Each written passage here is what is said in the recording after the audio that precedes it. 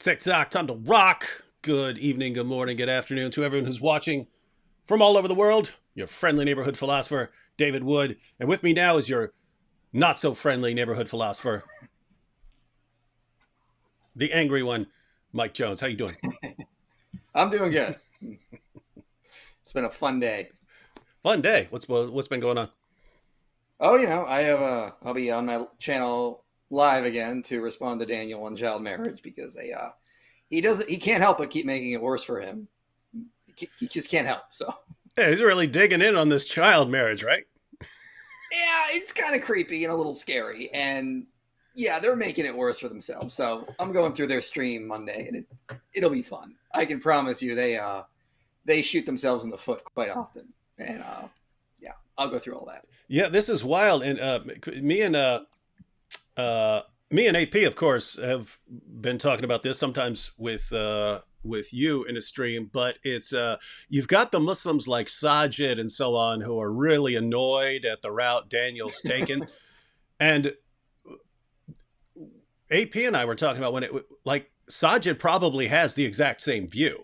He just understands it's not a good idea to die on that hill. You know what I mean? Like Yeah, there are all sorts of issues you could take your stand on right now. Um, child marriage, wowzers, yeah, wowzers. and they just keep making it worse for themselves. And I don't care if it takes 4 hours. I'm gonna go through it all. Yep, yep. All right. So, what are we talking about today? Well, I asked you to do a live stream because you posted a TikTok video. So we won't watch yours because we actually have you here, and you can just explain your response. We will watch a video that you were responding to, and someone who then responded to your response. So we will be checking those out and commenting on them and going through some passages and so on and giving people a breakdown on how logic works. So anyway, but give us an idea of the video that you were responding to and the topic, and then we'll go ahead and take a look at it. Okay. It appears that some people have problems with definitions, and there's this big fad to say Jesus was a Muslim because he submitted to God. Therefore, we can call him a Muslim. And it's like, do you even know how words work? You just can't redefine words, make up definitions that are not the way you define words, and then equivocate on them. You just can't do that. And so that's what this guy does. He says that to be a Muslim means you submit to God. Therefore, Jesus was a Muslim, even though that every dictionary and encyclopedia on planet Earth does not define Muslim that way. Oh yeah, here we have an example. Here we have an example. I don't believe this is serious. I think this person is making fun of the memes. Uh-huh. But Jesus is Muslim because he prayed with his head on the ground. Checkmate, Christians. Yeah, that is the level of argumentation. Um, and usually you just have to finish reading the passage. It's weird that they think like when someone wears a beard, they say, "Oh, you're becoming more Muslim." Like Muslims invented beards. And then if anyone who prays bowing down, they say, "Aha! You see, that's how Muslims pray. So you're a Muslim." When I mean, my goodness, the pagans of Mecca prayed like that. So the pagans of Mecca were Muslims, following Yeah. the argumentation here. Yeah, Jesus always prayed with his head on the ground, except in John 17:1 when he lifted his face up to heaven, or in Mark 11:25 when he says, when you stand and pray. So yeah, he always did that way, except the times he didn't. Those parts were the corrupted parts. No, it's this amazing situation where we've talked about this a bunch, but I mean, they could read 1,000 pages of a book, and every single line could be "Don't believe in Muhammad," and then they'll fixate on on one line that they could twist into something in support of Muhammad, and they'll say, "You see, this book supports Muhammad," and it's like, how are you doing that? They can literally read Muhammad, verse 1, Muhammad was a false prophet. Verse 2, under no circumstances should you ever believe in Muhammad. Verse 3, anyone who marries a 6-year-old and consummates a marriage at 9 is a false prophet, right? You could go down the list. And then verse 17, something will happen in Arabia. Verse 18, do not believe in Muhammad. And they'll go, oh my goodness, it says right there, something will happen in Arabia. This is proof. It's conclusive proof that Muhammad's a prophet. It's so interesting to me. Yeah, it is interesting to say the least. All right. So should we go ahead and check out this video? Yep, let's do it. All right. So we have, was Jesus a Muslim? And as far as I could tell, I went to the page to download it, and there were comments from Muslims saying, "Oh, you're so close to converting to Islam," or something like that. So it sounds like this guy's not even. I mean, I only know this one video that you were responding to, but it sounded like the guy is not a Muslim, and yet he's arguing that Jesus was a Muslim. The second clip we'll be looking at is actually from a Muslim. But let's go ahead and check out this. And if there's any point you want to pause it, just tell me to pause it. Oh yeah, no worries. Jesus was a Muslim, and here's why. The word Muslim means one that is surrendered or submitted to God. And what did the many works of Jesus do? He says, I can do nothing of myself. I can only do the will of the Father. I of myself can do nothing, but only from the Father who sent me. And he said, when he was at the Mount of Olives or Garden of Gethsemane, he said, Father, please taketh this cup from me, but overall, your will be done. He didn't choose his own will. He only did the will of the Father. This is the definition of what a Muslim is. And the word is... This is the definition of what a Muslim is. Nope. All right. Yes, it is. He just said so. Anyway. Islam comes from the root word salam, meaning peace, and asilm, meaning surrender. And in Islam, they say that you attain peace only when you surrender and submit to the will of God. God bless you guys. Well, I officially feel dumber having watched that for under a minute. Yeah, right. If you notice, he went to a Wikipedia page, and then he ignores the definition and goes to the part where it says how it translates as submitters to God, linguistically. Now, when we get to the second video, the guy's going to really dig into this and turn it into an etymological fallacy. But the way he's sort of wording it seems to be an equivocation fallacy. He is, if we're being charitable, because when he says the word Muslim means you submit to God, that's not what the word means. He has made up a definition based on its linguistic heritage, therefore claim that that's what the actual definition, which is false. Let's go ahead and pause for a second. We should do an entire series. We should collaborate on an entire series on introduction to logic, but just use Muslim arguments to show all the fallacies. Let's break down the equivocation fallacy for everyone out there.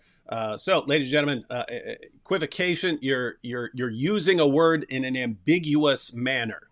The word can be used in multiple ways, and if you're taking advantage of that fact as you're trying to make a point or making an argument, you're taking advantage of the fact that this word can mean multiple things. You're committing a fallacy. So if you just saw me gorging myself with food one day, like it's Ramadan, right? I'm just shoveling food in my face, and suppose you were to say, David, what are you doing? You're overeating. Stop doing that. And suppose my response was, well, I'm in the United States of America. I have a right to overeat, and I believe that I should always do what's right. Now, notice I used the word right twice, but even though it's the same word, those have two different meanings. It's very different to say I have a right to do something. That's very different from saying it's morally right to do something. So if I used that as my defense, you could say, David, that's an equivocation. That is not a good defense of gorging yourself. That's a bad defense. That's an equivocation. One of my favorite examples is if you say this. It said, I saw a sign that says fine for parking, so I parked there because they said it was fine. Yeah. So you can see the word fine is used in a double sense. And so the way this guy is doing is he's using Muslim ambiguously, and then he's coming up with another definition that says it just means submitting to God. But that is not what every person knows Muslim means. And that's not what every dictionary defines it as. I mean, if you go through any dictionary, you're going to see the word Muslim is defined as like Collins Dictionary. Okay. A Muslim is someone who believes in Islam and lives according to its rules. Okay. For example, online etymology dictionary says it says one who professes Islam is the definition. Okay. Everything I can find, like Cambridge, Oxford, Merriam-Webster, none of them defines it as one who submits to God. So What he has done is he has made up a definition that is just not, well, he's not made it up. We know where he's getting it from. He's taken something and said this is a definition. And then he just equivocates in an ambiguous way to say Jesus is a Muslim. Based on the actual definition of the word Muslim, you can't say Jesus is a Muslim. That doesn't make sense. Yeah, so it's technically one who submits, and therefore Jesus submitted himself to the Father, and so he's a Muslim. But even in it, I mean, in the Islamic context, it's submitting to Allah. And what does that mean? Well, you have to submit in a particular way. You have to submit in a particular way. And so the fallacy in all of this is when you say Jesus is a Muslim, that will be understood by your listeners in a certain way. They will think you're saying that Jesus is an adherent of the religion of Islam, right? And not that you're just making some point about the meaning of a word or something, a technical meaning of a word. So that's the problem. That's the problem. He's taking a word. He understands how people will understand what he's saying, and does it anyway, knowing that when people say, here, Jesus is a Muslim, they think Jesus is an adherent of the religion of Islam. So anyway, that's the ongoing problem. And so, yes, I would agree that is equivocation. Even more so in the second video that we're going to take a look at. Well, to avoid the equivocation fallacy, this guy he basically jumps ship and lands in an etymological fallacy. So you see this sometimes with the way people sort of make arguments. Like they'll make a fallacy, you'll correct them, and then they'll try to make the argument again, but just in a different way, so they commit another fallacy. And that's what we're going to see here.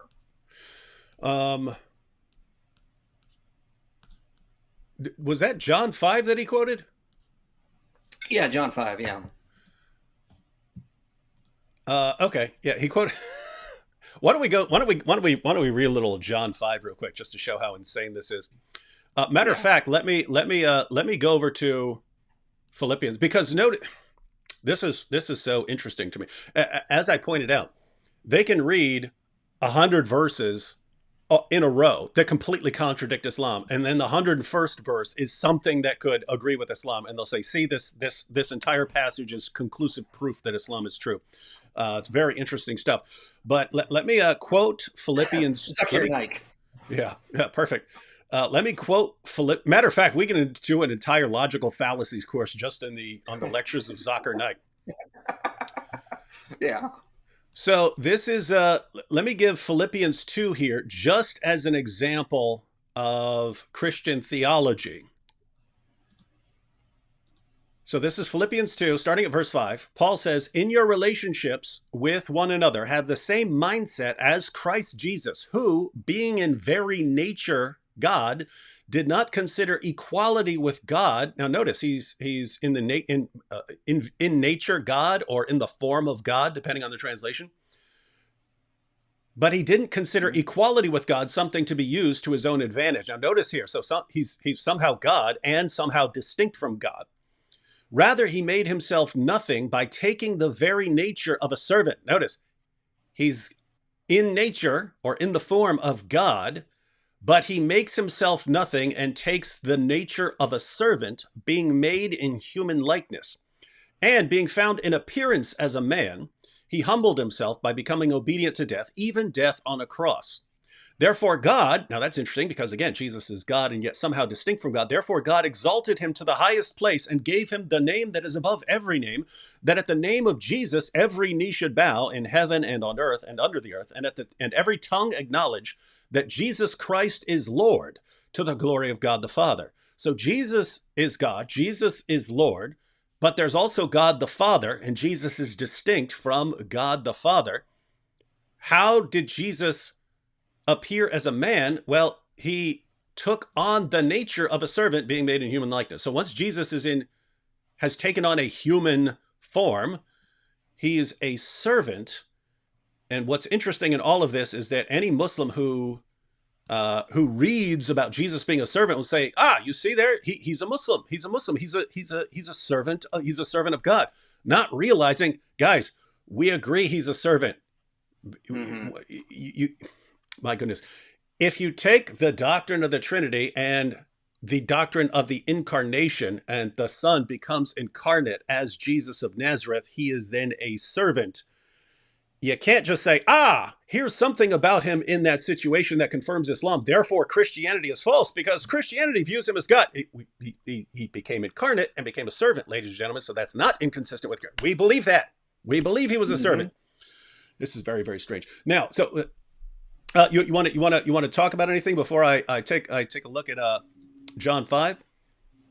No, I mean, also John is very, very one of the most blatant books in the Bible that shows Jesus as God. We'll talk about a place like John 8:58, John 14, Jesus appearing to Thomas, the very first chapter of John. Like to use verses out of John to try to argue Jesus didn't claim to be God is one of the most ridiculous things I've seen. It's just a clear example of quote mining. Yeah, and the book literally begins by calling Jesus God, and then culminates with Thomas confessing him as my Lord and my God. But somehow they'll just see the parts where Jesus distinguishes himself from the Father in some sense, so they'll focus on those and say, "You see, he's not God." This is interesting stuff, but this is one of the clearest places in the Bible among the quotes that Muslims use, where they're just obviously, as you pointed out, quote mining.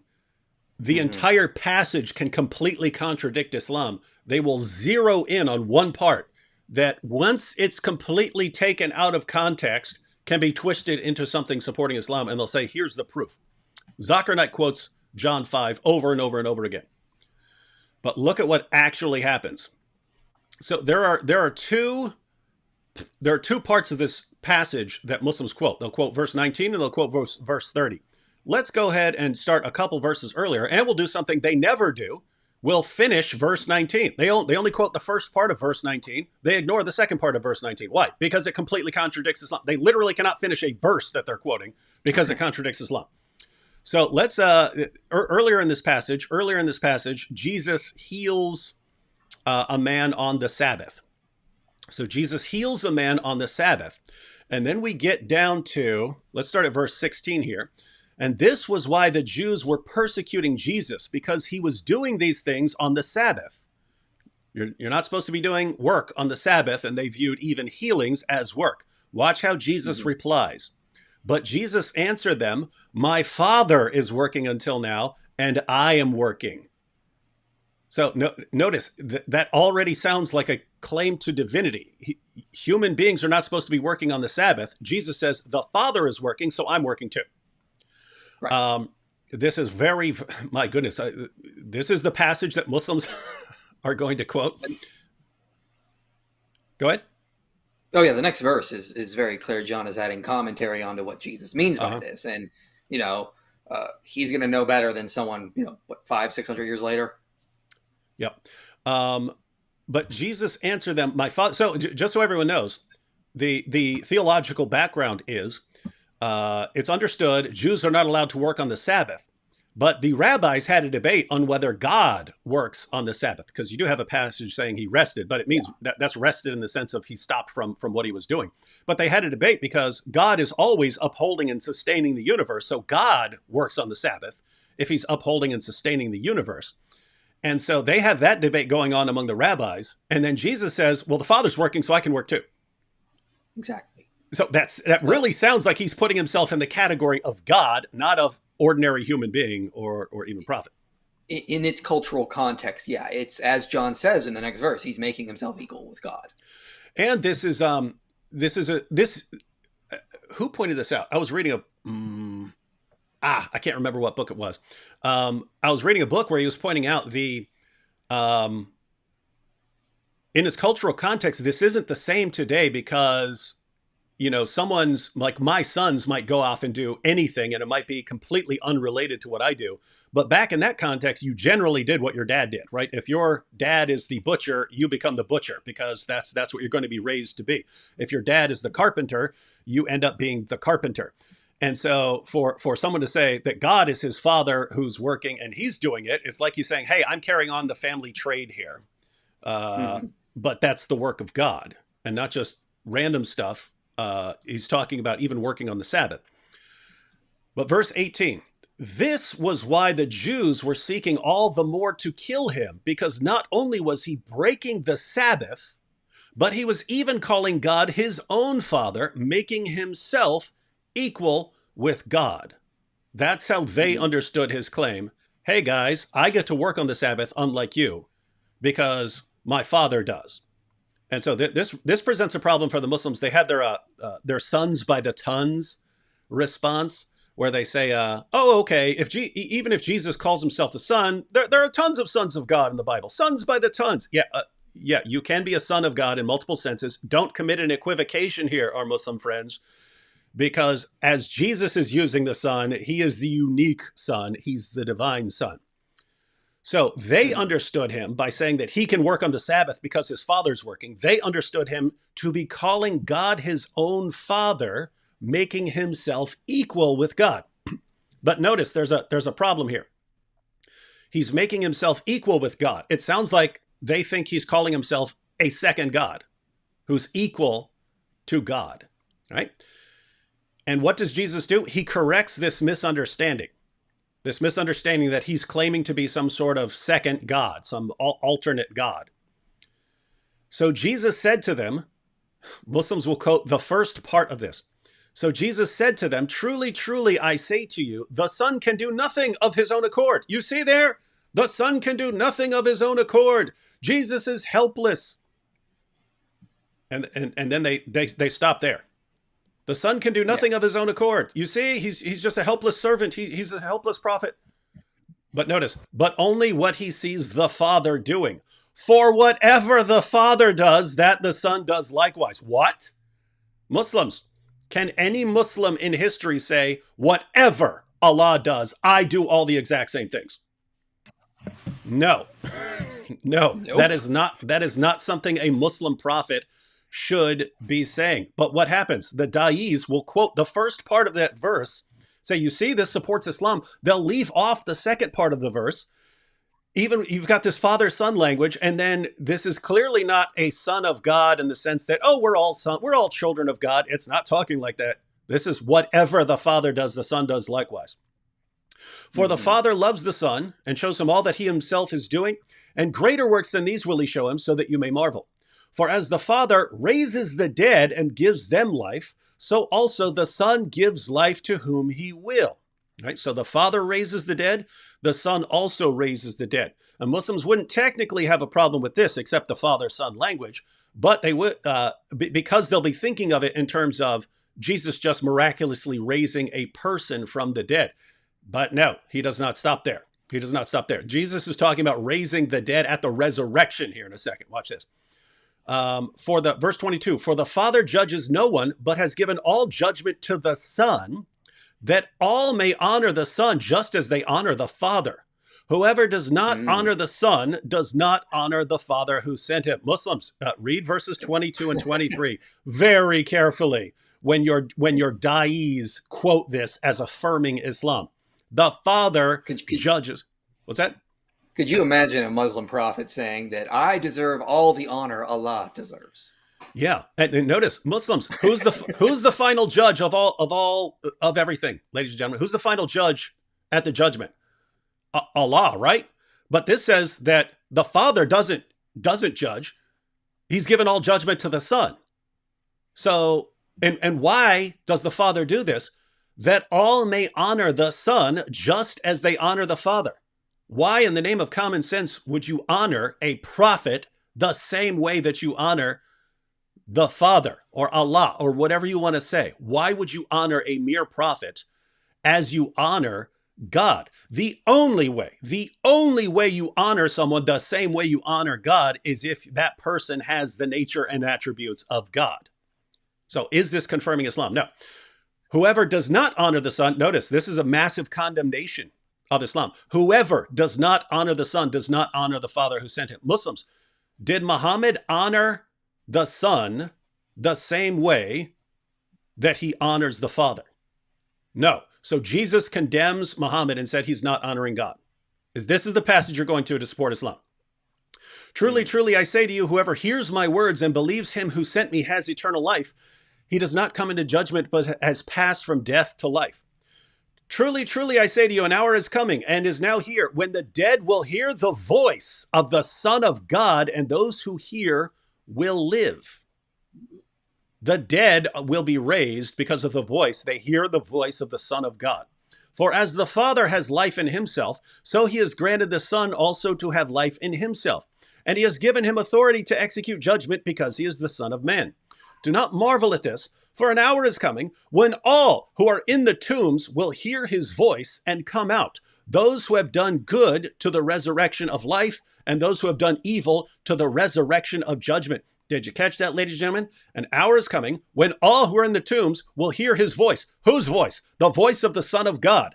Those who have done good, they come out to the resurrection of life. Those who have done evil to the resurrection of judgment. Who raises the dead? Now, let me correct that. Muslims, according to Islam, who raises the dead at the resurrection? Allah. According to John chapter 5, which your da'is quote endlessly to support Islam, supposedly, who raises the dead at the resurrection? Jesus. So Jesus is Allah, according to this passage.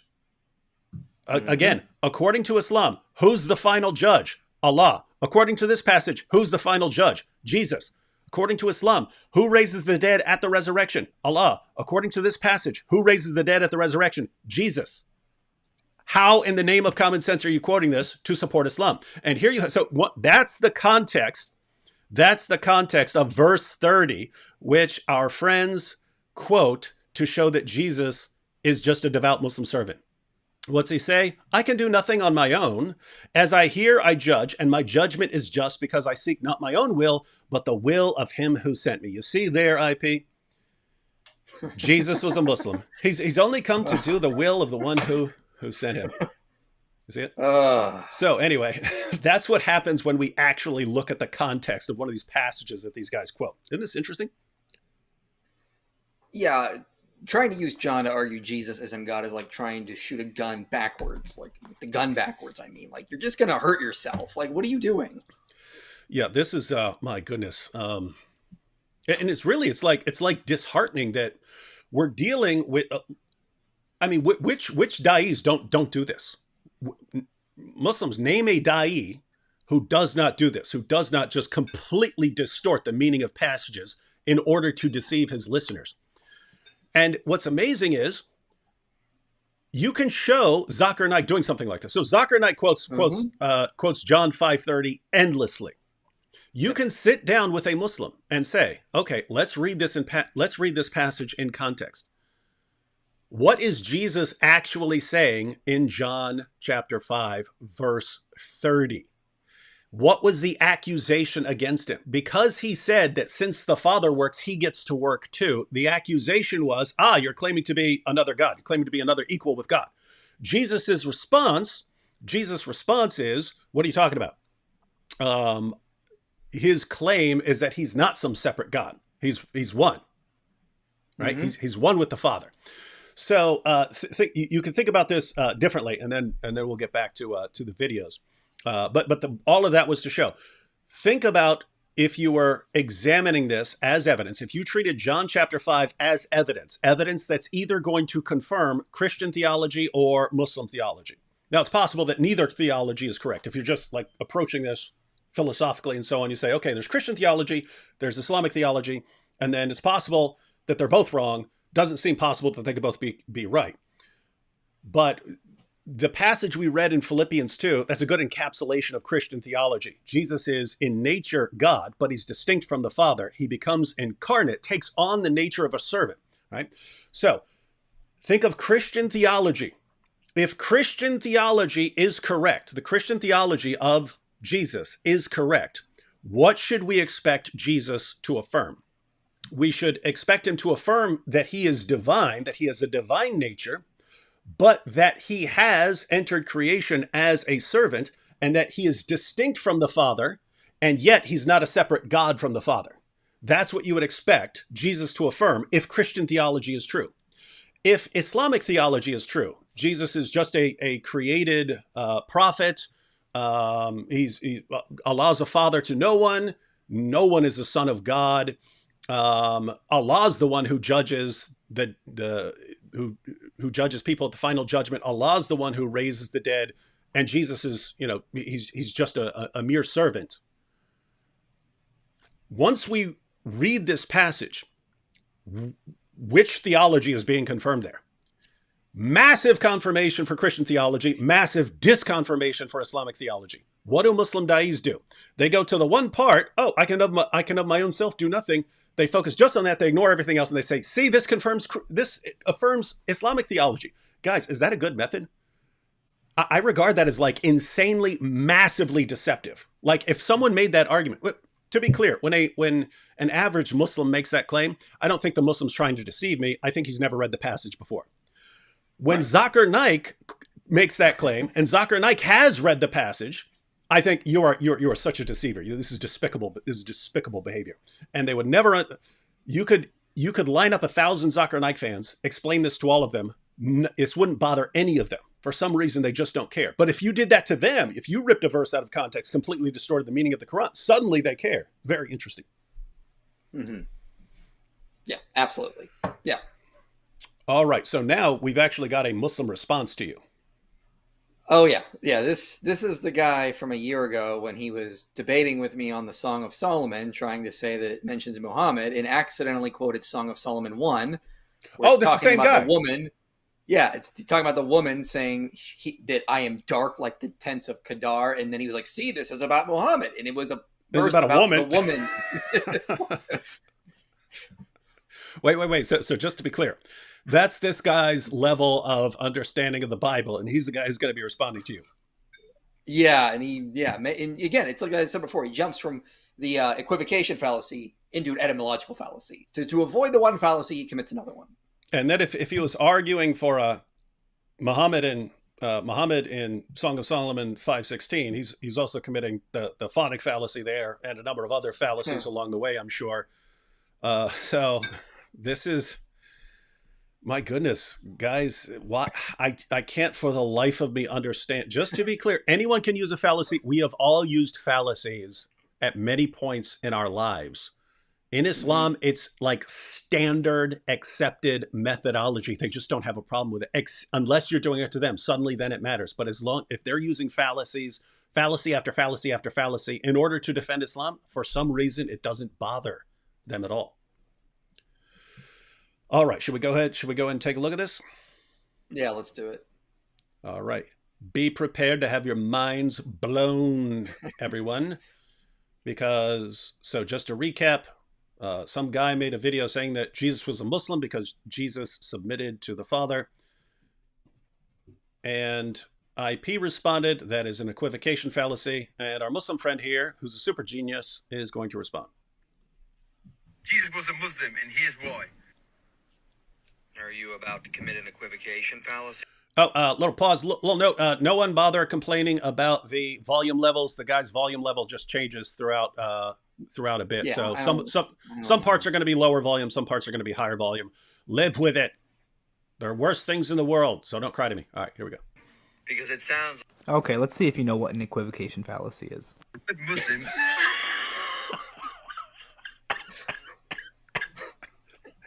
I literally defined it in my video. I put the definition on the screen and read of it and explain how he's using the word Muslim ambiguously and then giving a different definition than how it's actually defined. That's literally an equivocation fallacy. So all he does is, well, let's just let it play because you'll see. This is just well, it's the idea, right? It's a guy that, I mean, you keep schooling him on the basics and then, let me see if inspiring philosophy knows what this fallacy is that he just defined in the video I'm responding to. I know. Oh, it's so much fun. But notice throughout this, ladies and gentlemen, I've just noticed in Dawa, and we saw this a few days ago, and me and AP went through a video from Farid and Sajid. They both were amazed at Muhammad's confidence level and appealed to it as evidence. He's so confident when he says this, he must be right. He must be a true prophet. He must have access to the divine. So notice, even though everything this guy's saying is nonsense, he says it with confidence. And that's what persuades the audience rather than actually making any sort of valid point. Means one that is surrendered or submitted to God. As I said, this is an informal fallacy known as equivocation. This is where a key term in an argument is used in an ambiguous Wait, this guy's actually playing the clip of you defining the term Yeah. to ask if you know what the Yeah. fallacy is. Yeah. Interesting. with one meaning in one portion of the argument and then another meaning in another portion of the argument. In this case, you're defining Muslim with its ancient or very general sense in Arabic, not how it's specifically understood today with its modern religious significance. So the word Muslim has a linguistic definition and a legal definition. Nobody is arguing that Jesus is What is this with the legal definition? We're not even talking about a legal definition. We're just talking about how the word is used. It makes no sense. I was not appealing to legal definitions. I was appealing to the dictionary definition, like the actual definition of the word. Yeah, so just in case anyone's tuning in case anyone's just tuning in now, here's the dispute. The word Islam just means submission. The word Muslim is one who submits. So since Jesus submitted to the Father, Muslims are saying, technically, therefore, he's a Muslim. But we know that when people hear Jesus was a Muslim, they're thinking, Jesus was a follower of this religion, the same religion as Muhammad. And that's an equivocation fallacy. But that's what this guy's defending now. So let's go ahead and say, matter of fact, let me back up just so that we understand everything he's saying in context. Don't want to rip something out of context, ladies and gentlemen. Let that be a rule to you. So the word Muslim has a linguistic definition and a legal definition. Nobody is arguing that Jesus is a Muslim in the legal sense, meaning a follower of the Prophet Muhammad, peace be upon him, in the Quran. Well, not yet, at least. When we say Jesus, Moses, Wow. Joseph were all Muslim, we're referring to the linguistic definition. They were all prophets of God, so they surrendered their will to the will of God, making them a Muslim. Not once do we use the word Muslim in a linguistic sense in one part of the argument and then in a legal sense in the other part of the argument. That's literally what you do over and over and over again. So now what he has done, and he's been appealing to linguistics. This is literally the definition of an etymological fallacy. You can't define a word by its linguistics. Let me just read from Kenneth G. Williams' book on this. Okay, so etymological fallacy. This is a name of a much practiced folly that insists that what a word really means is whatever it once meant long ago, perhaps even in another language. A classic example is the argument that the adjective dilapidated should be applied only to deteriorating structures made of stone because its ultimate source was a Latin word for stone.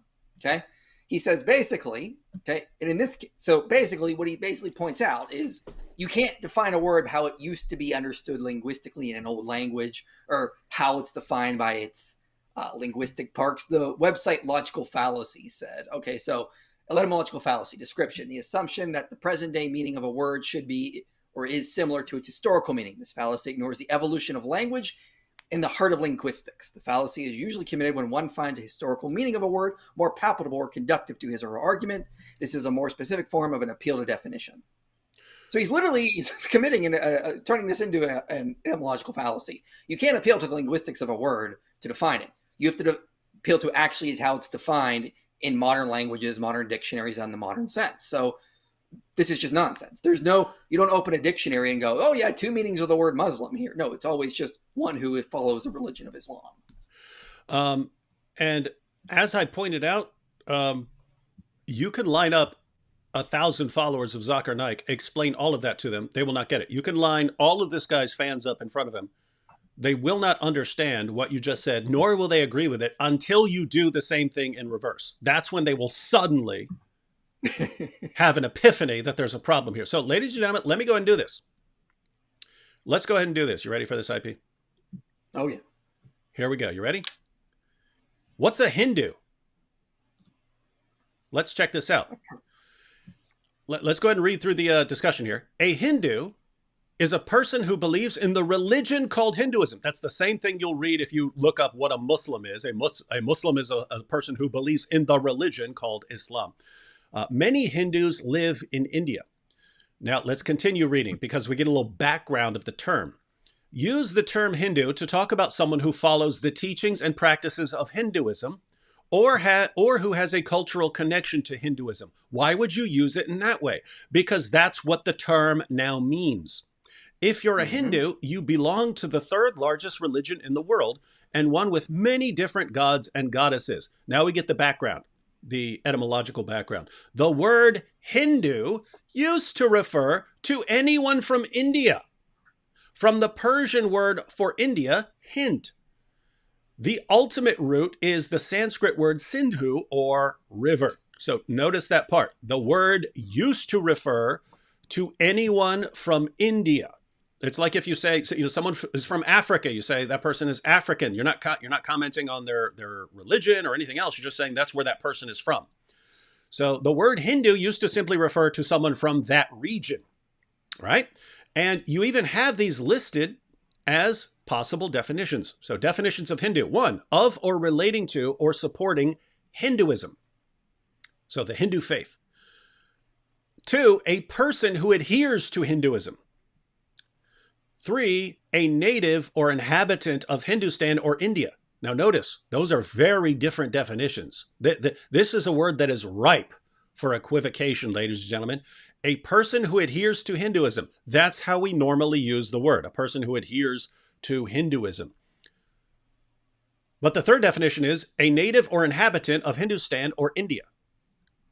So all Muslims who are from India are Hindus, according to the third definition. Hey, IP. Did you know that Zakir Naik is a Hindu? Oh my goodness. Well, Zakir Naik is a Hindu, ladies and gentlemen. Notice, here's what's amazing. If I walked around saying Zakir Naik is a Hindu, Muslims say, what? What are you talking about? And I say, yeah, because the original meaning of the word is someone from India. Zakir Naik was born in Bombay. That's India. Oh my goodness, Zakir Naik is a Hindu. Suddenly Muslims would see a problem with this style of reasoning. Suddenly it would occur to them, oh yeah, that is stupid. That is a stupid form of argument. And yet what are they doing? Jesus was a Muslim. Oh, you mean he's a follower of his? No, we're just saying that it means one who submits to God, and Jesus did that, so he's a Muslim. And then they'll defend it. And yet, if you were to do the exact same thing in reverse, okay, Zakir Naik's a Hindu, then they'll have a problem with it. Isn't that interesting? well, do they really want to go down this road? Because if they want to say Muslim really doesn't mean someone who follows Islam. It's somebody who just submits to God. David, you're a Muslim. I'm a Muslim. Okay. And oh, by the way, we reject Muhammad as a prophet, but apparently we're still Muslims, and we're never going to think the Quran is the word of God. But apparently we can still be Muslims. And if they go, yeah, sure, I guess you can do that as long as you define it by its linguistics, which is still a fallacy. Okay, then guess what? Now the word Muslim has no meaning because anyone can just claim the word. A Hindu could claim it, a Jew could claim it, a Christian, a Zoroastrian could claim it, a Sikh could claim it. I mean, like, what's the point at this point? You define it to be such a vague term, it no longer has any meaning. It's like, what is a woman in ultra woke crowds? Like, it has no more meaning there. Mm-hmm. And you could do this multiple times. Anytime you want to take the meaning of the original meaning of the word or the etymological meaning and so on. But the word Buddhist, that's an adherent, that's an adherent of Buddhism, which is the followers of the Buddha. But Buddha just means enlightened one. Muslims, was Muhammad enlightened? Do you believe that Muhammad was the enlightened one? Was he an enlightened person? Oh, okay. So he's the Buddha. Muhammad is Buddha. And you're Buddhists. You should actually call yourselves Buddhists because you're the followers of the enlightened one. Yep, you've heard it here, folks. Yep. All Muslims are Buddhists. All Muslims are Buddhists. And IP, we're sitting here laughing at this. Muslims, this is what you sound like to us. This is what you sound like to us.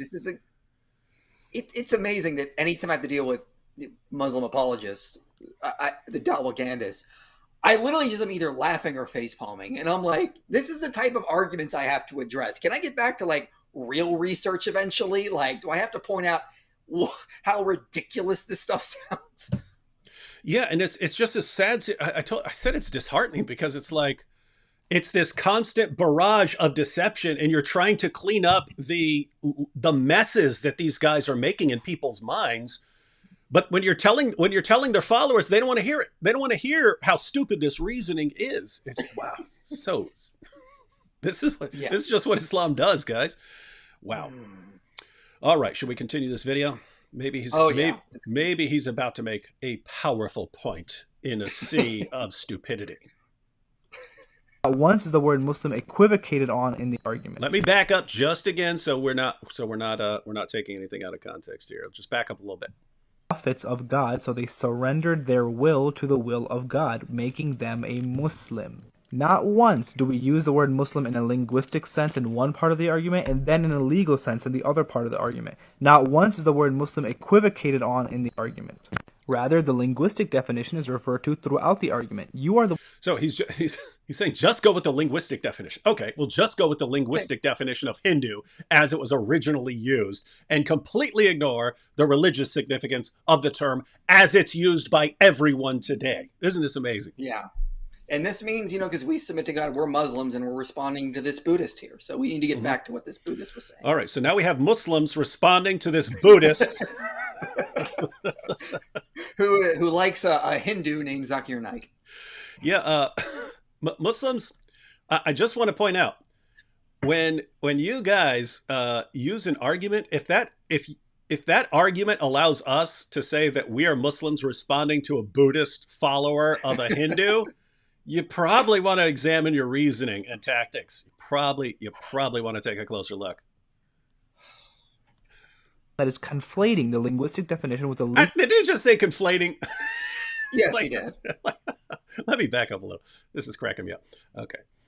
The definition is referred to throughout the argument. You are the one that is conflating the linguistic definition with the legal definition and then projecting it back at us. Either you don't know what an equivocation fallacy is, or you're being deliberately dishonest. See, either you're ignorant or you're deceptive, IP. Yeah, because the guy I was responding to definitely wasn't using the word Muslim ambiguously and not properly defining it, but defining it in this other way. And all this guy does, again, as I said, this is what happens when you deal with these arguments. If you point out someone commits a fallacy, the defenders still basically make the argument, they just pivot and they just readjust it, so now it's a new fallacy. So now this guy's just made an equivocation fallacy because you can't define a word by its linguistics. That's an etymological fallacy.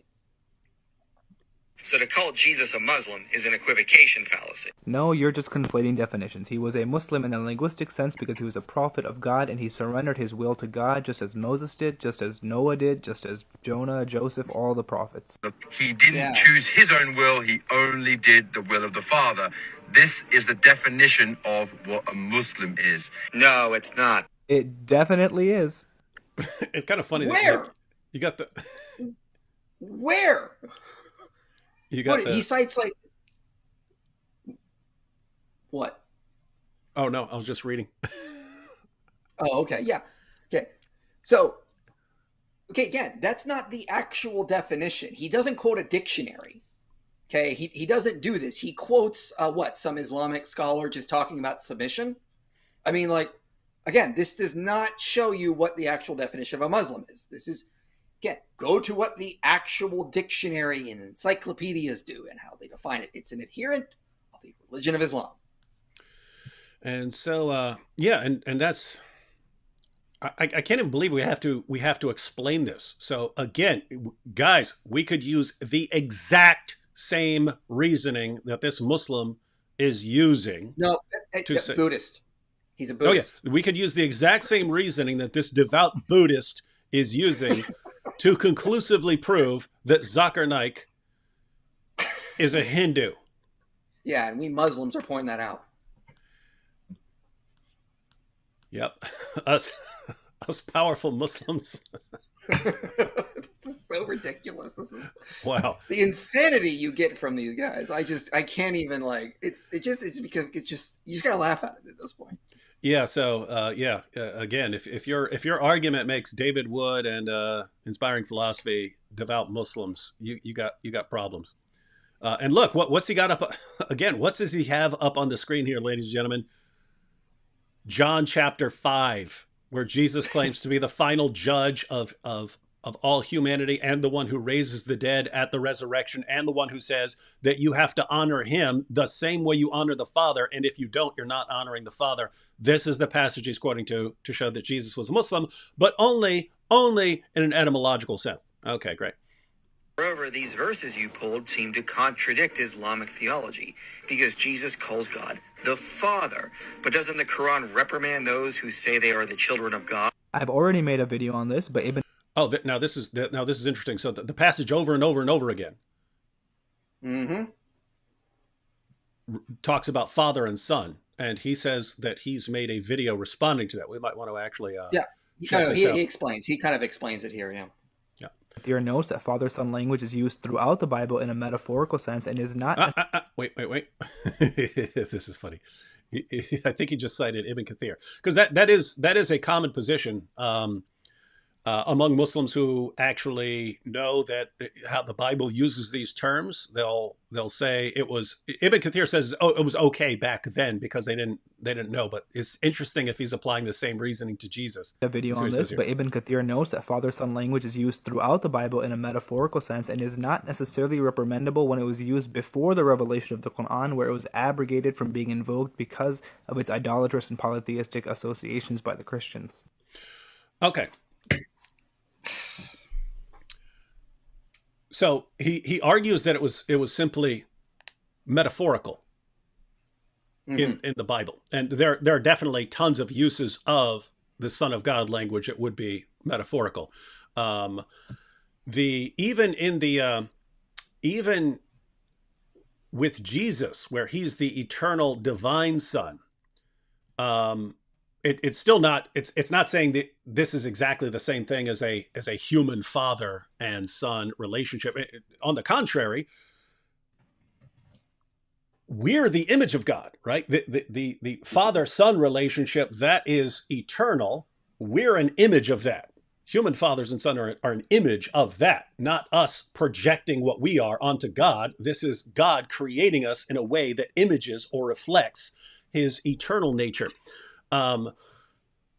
But for him to say that this is simply notice he'd have to equivocate again using the word metaphorical, right? Because you wouldn't want to say it's literal father and son in the same sense as a biological sense, is the same as a biological father and son. So they would say it's metaphorical. But what's going on there? You're talking about Jesus being the eternal divine Son. He clearly says the Father is working even on the Sabbath, and therefore I'm not like you ordinary human beings. I work on the Sabbath too. The Father isn't the one who judges. I am. He's clearly not saying, oh, it's just metaphorical, like, God's our heavenly Father or something like that. He's clearly claiming to be the divine Son. This is talking about a divine sense. Well, just go to John 3:16. I mean, for God so loved the world that he gave his only begotten Son.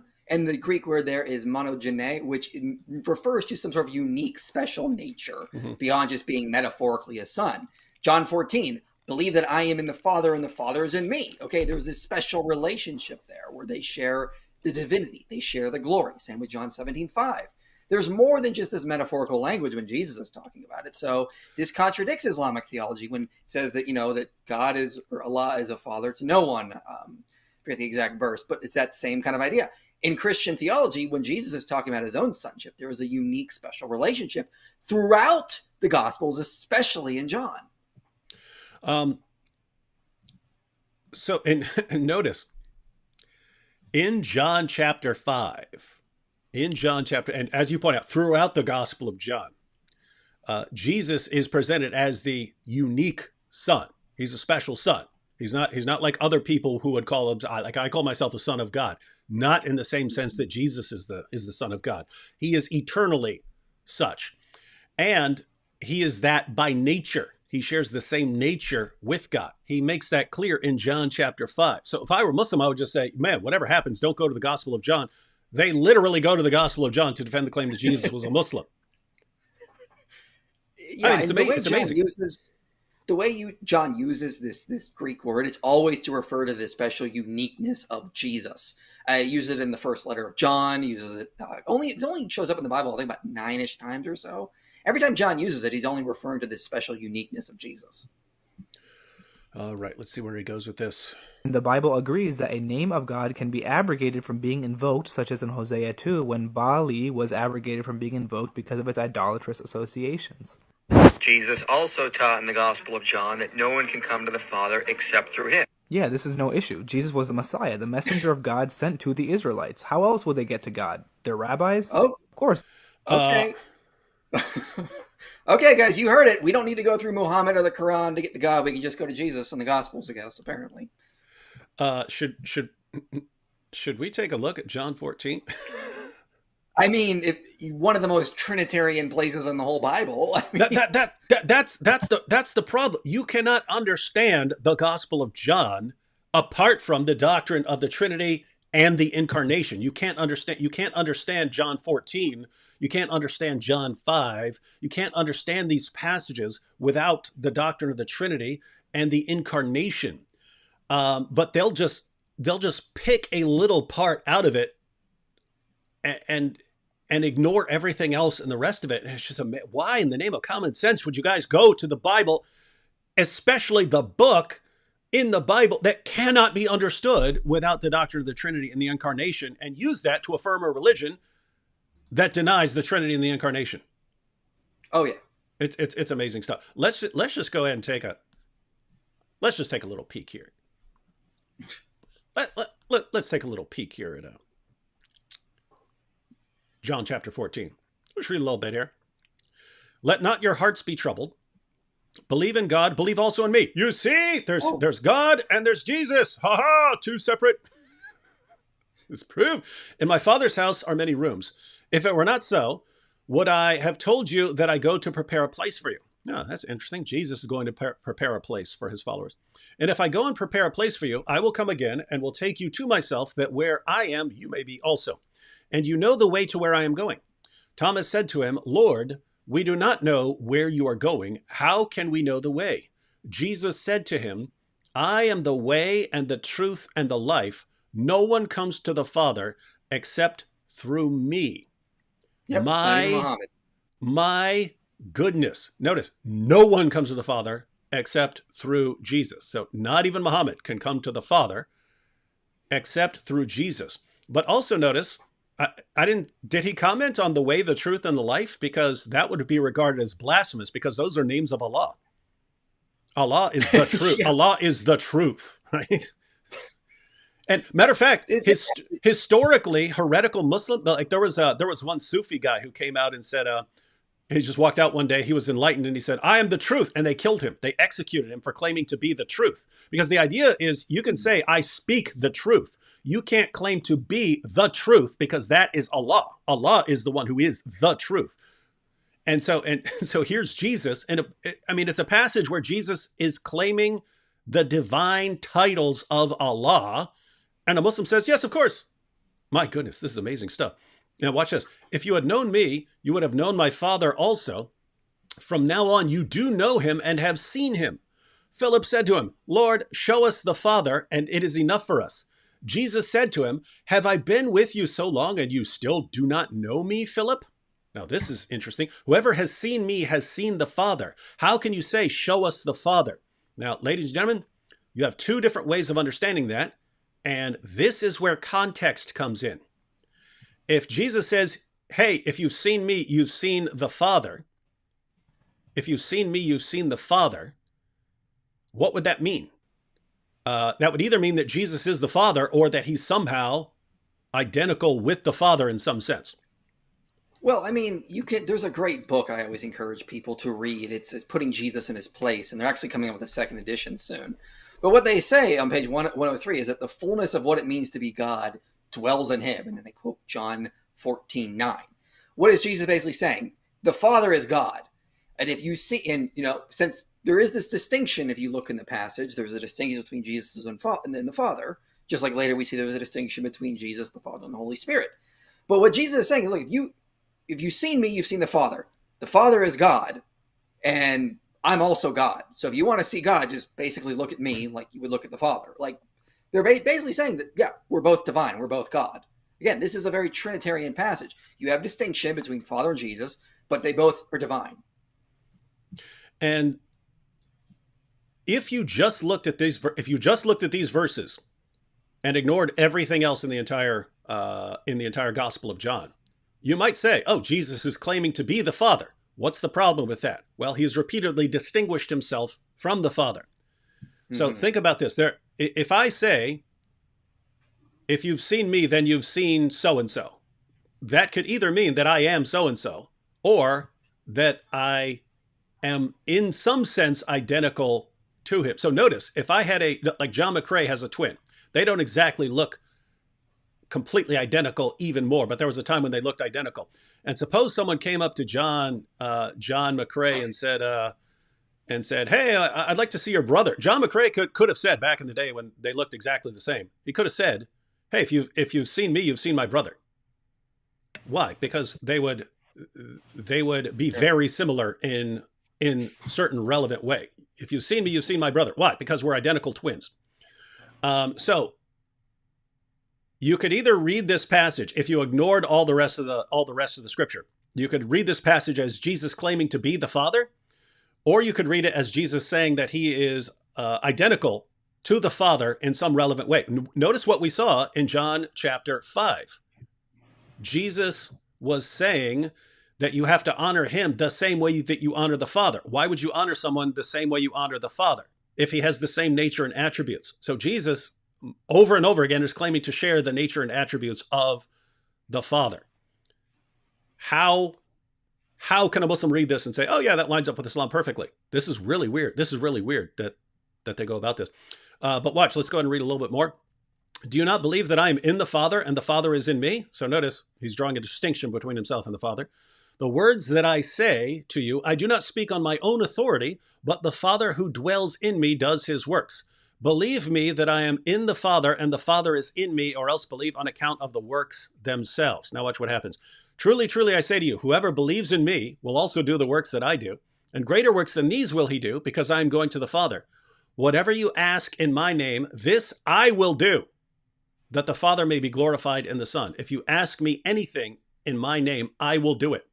This is Jesus claiming that he's the one who answers your prayers. Whatever you ask in my name, I will do it. Mm-hmm. So you pray to God in the name of Jesus, and Jesus says he's going to do it. Is this a mere human prophet claiming that he's the one who answers your prayers? And so this, notice the problem that we have, ladies and gentlemen. Jesus claims that he can answer prayers. He claims multiple names of Allah as applying to himself. He claims that he is the only way to the Father. And then after all of this, what do we have? We have verse 16, "And I will ask the Father, and he will give you another helper to be with you forever." And Muslims say, "You see, that's Muhammad." I love that one. You gotta be kidding me. Isn't that amazing? Like after all of that, and then Jesus specifically says he's talking about the Holy Spirit, and they'll say that's Muhammad. So you've got Father, Son, and Holy Spirit is Muhammad, and they're somehow claiming this lines up with Islam so perfectly. This is amazing stuff, man. Again, when do I get back to real research and stop debunking just obviously bad arguments? This is really, really bad stuff, man. I guess there was a little bit of that video left. Let's go ahead. Oh no, yeah, please play it. Yeah. Jesus was the way to God. He wasn't God. That he pre-existed. Let me back it up. Let me back this thing up. All right. Jesus was the Messiah, the messenger of God sent to the Israelites. How else would they get to God? Their rabbis? Of course, Jesus was the way to God. He wasn't God. That he pre-existed with the Father and came from heaven. So, the Prophet Muhammad, peace be upon him, said that he pre-existed. So, wait, finish playing it. Let's just finish him getting his thought out. Let me back this up. I want that full thought on here. All right. Jesus was the way to God. He wasn't God. That he pre-existed with the Father and came from heaven. So, the Prophet Muhammad, peace be upon him, said that when Adam was in clay, he was made the seal of the prophets. And those who have seen him have seen the Father. Was Jesus the Father? No. This is figurative speech. The Quran says that he who obeys the messenger has obeyed Allah. Is the messenger Allah? No. This is figurative language to show the unity in will between God and his messengers, because they were Muslims. This is interesting. It's interesting that he's not saying corrupt or anything. He's saying, oh yeah, it's just figurative language. So he's agreeing with it. He's agreeing with these claims of Jesus to be the only way to the Father and to pre-exist. And my goodness, I don't think this guy would have a problem with calling Jesus God. He said, yes, of course, in a figurative sense, he's God. Yeah, again, he opens the floodgates here to all sorts of weird things because again, the way gospel portrays John is that he is unique in the sense of his divine nature. He is the one who's going to judge and raise life at the resurrection. Jesus claims, I mean, how would he deal with John 8:58? John 8:58, before Abraham was, I am. If you go to the Septuagint, you go to Psalm 92, it says, before the mountains were, you are. Okay, now if you just take out mountains and you put in Abraham, and then you make that first person, you get the exact same Greek phrase of what you find in John 8:58. So basically, Jesus is just making the first person statement of what you read in Psalm 92 of the Septuagint. Like, this is a direct claim to be God, to be the creator. I mean, like, I don't understand how you can get around this sort of language. When you read John, and then when you read John 14 in context, you see Jesus is claiming far more than just being some metaphorical son. He's claiming a unique status beyond what anyone else could ever claim. And notice the ongoing problem here is that he's saying, yeah, Jesus is making all these claims about himself, but they're just figurative. They're just metaphorical. But he says that the reason Allah had to abrogate those uses is because Christians started interpreting them wrong. But notice, why do Christians believe that Jesus is the divine son? Because of these things that Jesus said. So according to this guy, Jesus is saying all these things that are constantly making people think that he's claiming to be divine when he's actually not. He's just using figurative language. So notice, this isn't Christians later misinterpret it. The people who were there listening to him were interpreting this as claims that he's divine, right? You pointed out John 8:58. Muslims will look at that and say, what he's really saying is, wait, the people who were there picked up stones to stone him to death for blasphemy because of this. The real question, and this is the overall problem. You've got Muslims saying, Jesus makes all of these claims that really sound like he's claiming to be God, that he's claiming to be the divine son of God. He's making all these claims, but what he really means is all these other things. The question is, Muslims, why would a Muslim prophet be saying things that people are interpreting as him claiming to be divine? Why is he making claims that make him sound like the final judge of all humanity if that's not what he was claiming? Why would he make claims that make him sound like he's the one who raises the dead at the resurrection if that's not what he's really claiming? Why would he claim titles of Allah if he's not claiming to be Allah? Why would he claim that he can answer prayers if he can't, because he's just a mere servant? Why is he making all of these claims which over and over and over again make both his followers and his critics think that he's claiming to be divine? Is that what a Muslim prophet does? Does a Muslim prophet come out and say, I'm going to use all these insane metaphors to make it really, really sound like I'm claiming to be God, and I'm going to do this all day, every day until they want to kill me, and my followers are bowing down and worshiping me? I'm going to do that, and then 600 years later, someone's going to come along and say, oh, you just misinterpreted everything. Well, also, I mean, Jesus was talking to them. He's going to use language that they understand. Why is he going to use language that they're going to misinterpret constantly, and then only later Muslims are going to somehow get right? Like, he's not talking to generations, hundreds of years later. He's talking to the Jews of the day. They understood him to be claiming to be divine, to be equal with God. So why aren't we interpreting Jesus' words in its cultural context? We got to interpret it in some later Islamic context. It's like if I said today, I'm Baal, you would think I'm crazy and claiming to be a god. But if you go back to like the Iron Age, Baal just meant, it could mean husband, it could mean Lord. It didn't necessarily mean that you were referring to yourself as a deity. So, it's like if I claim, like, why would I go around saying I'm Baal? And then people go, how could you claim that? No, I'm actually just claiming that I'm a husband. No, that's not how that works. You got to use language. You're going to use language that communicates your message to the people you're talking to. Jesus is doing the same thing to his disciples and to the Jews of the day. And he's using language to point out he is the unique Son of God that shares in the glory and the divine nature with the Father and the Holy Spirit. If you go down to verse 15, and you just read from there, it says, if you love me, you will keep my commandments, and I will ask the Father, he will give you another, the helper, who will be with you forever, even the Spirit of truth, whom the world cannot receive, because it neither sees him nor knows him. You know him, for he dwells with you and will be with you. Then Jesus says, I will not leave you as orphans, I will come to you. Yet a little while, and the world will see me no more, but you will see me, because I live, you also live. In that day you will know that I am in the Father, and you in me, and I in you. So here we see very Trinitarian languages. There's a distinction between the Holy Spirit, the Father, and Jesus, yet they're all in each other in the same sense of divinity. So the Holy Spirit can come, dwell within us, and that's the same sense of Jesus dwelling in us because it's the same God. So again, I don't understand how they could look at this and have to make all these convoluted ad hoc ways to just make this all not be Trinitarian. When you read John 14, 15, and 16 in context, you get a very strong sense of Trinitarian theology. And one ongoing problem, I mean, if you're going to, it's one thing to say, don't believe the Bible's been corrupted. That's one thing. It's one thing to, it's something else to say, the Bible's been corrupted, and we're going to go to certain verses of this corrupted book and claim that this proves our religion. That's something else. That's weirder. It's another thing to say, yeah, I agree with all these claims in the Bible. I'm just interpreting them metaphorically and figuratively to agree with me, even though everyone who was listening to him interpreted them as him claiming to be divine. Again, if a Muslim prophet is stepping out, saying a bunch of things, and both his friends and his foes are interpreting him as claiming to be divine, you got a problem, because what that means is Jesus was a horrible, horrible communicator. That's what Muslims are telling us. It's one big insult. See, they think they're defending Jesus. They're insulting him. They're saying he was a moron. His followers were morons. He didn't know how to communicate what he actually wanted to communicate. And notice, it would have been very easy.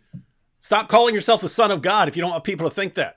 Stop claiming the divine attributes for yourself if you don't want people to think you have the divine attributes. Stop claiming that you can answer prayers if you can't actually answer prayers. Stop saying all of the things you're saying. And somehow our Muslim friends don't see the problem here. Yeah, and even when he claimed to be the Son of Man, the consensus of scholars will say this goes back to Daniel 7, because the Son of Man, there's a divine figure who comes riding on the clouds, something only God can do, and is given a kingdom and dominion forever. This is very much constantly claims to divinity, some sort of equal status with God. And again, throughout the Gospel of John, just clearly you see Jesus constantly saying he's got the same powers, he's got the same privileges as the Father. So it's a shame we have to keep pointing this out. Yep, we got some serious problems here. Let's go ahead and I backed it up a little bit. Let's see what he says. Obeyed Allah. Is the messenger Allah? No. This is figurative language to show the unity in will between God and his messengers, because they were Muslims. Gospels in context, you find numerous tensions with Islam. Okay, so then, is it okay for Muhammad to claim that I am the way, the truth, and the life, that before Abraham was, I am, that I descended from heaven, these kinds of things, that I will raise them up the last day, I am the resurrection of the dead, John 5, I have, if you honor the Father, honor me, and this likewise, like, would that be kosher for Muhammad to say all those things? Yeah, and it raises the further problem. If you can say all of these things, I mean, if this guy, let me put it this way, if Muhammad is considered the pattern of conduct for Muslims, then I'm assuming they would consider all prophets patterns of conduct for people. And so if Jesus is walking around claiming to be the Son who will raise the dead and who will be the final judge and who answers prayers and he's the one who sends the Holy Spirit, who apparently is Muhammad, and so on. If you can say all of these things, and it's fine as long as you're being metaphorical, then yeah, I mean, not just Muhammad, but we could say these things today too, right? We won't, because we don't want to commit blasphemy.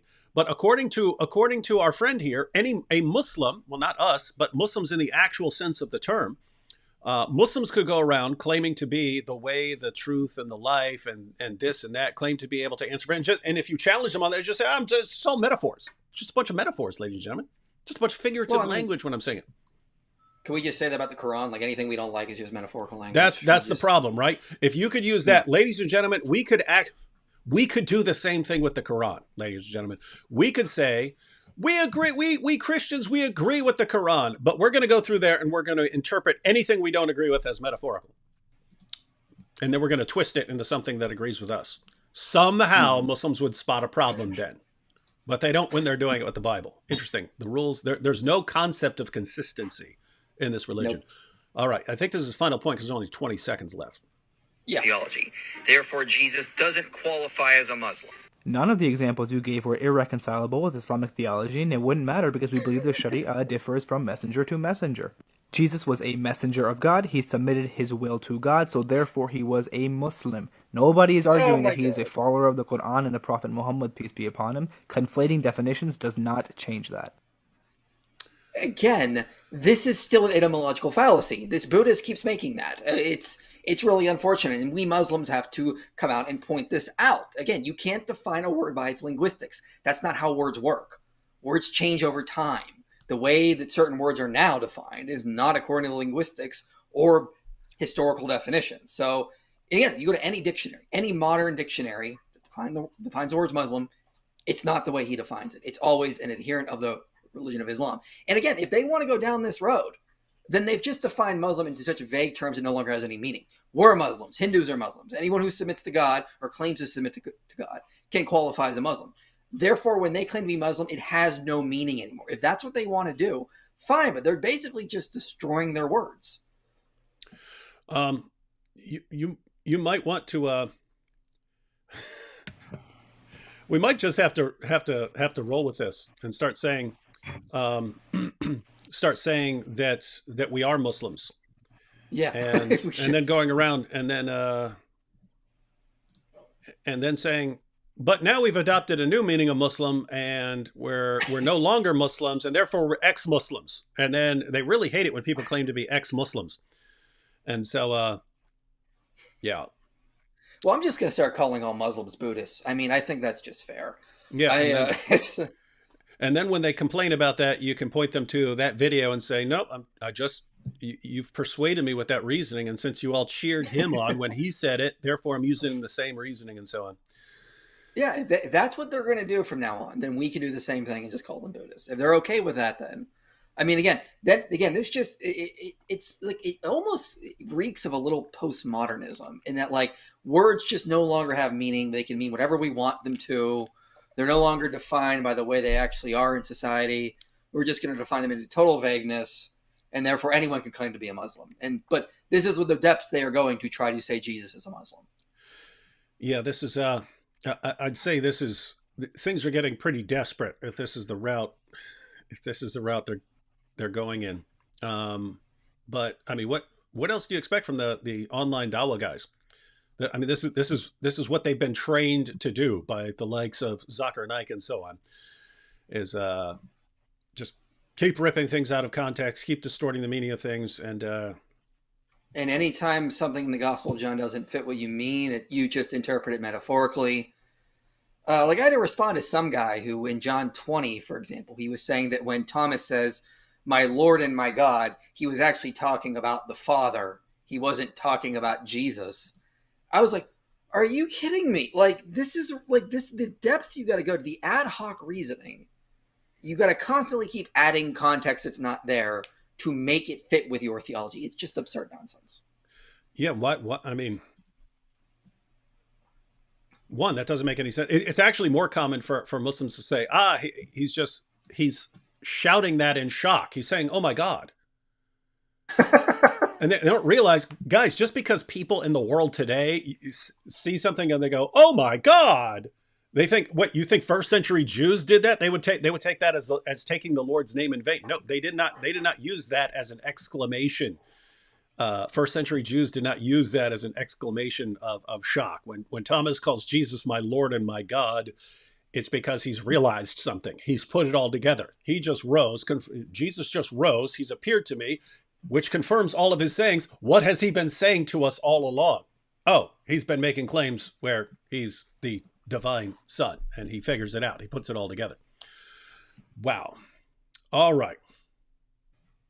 We got what happened to the Jihad Tears mug? It's right here. It's right here. Oh. It's just, I keep one for water and I keep one for coffee. Oh, I was just going to say, on John 20, Mike Lacona points to Psalm 35:23, where the psalmist says, "My God and my Lord." He doesn't start talking about a completely different God or changing subjects. He's clearly talking about Adonai, the God of the Old Testament. If you compare Psalm 35:23 with John 20:28, it's this similar grammatical structure. Thomas is saying Jesus is his Lord and God. Indeed. All right. Well, ladies and gentlemen, that takes us through the current state of Dawa on TikTok,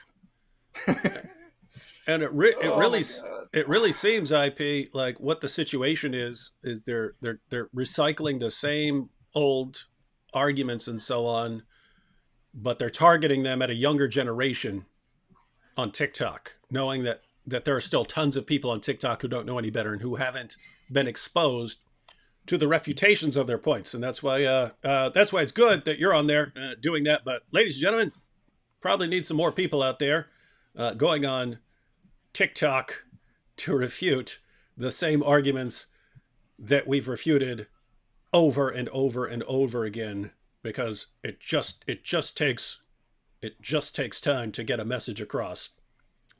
All right. TikTok's actually been a little bit better lately, by the way. They're not as hard as they were like in 2022. I've not had as nearly the issues I had last year. So I think something must have happened with their trust and safety team, and they're not flagging as many videos as they used to. So it's been getting a little better.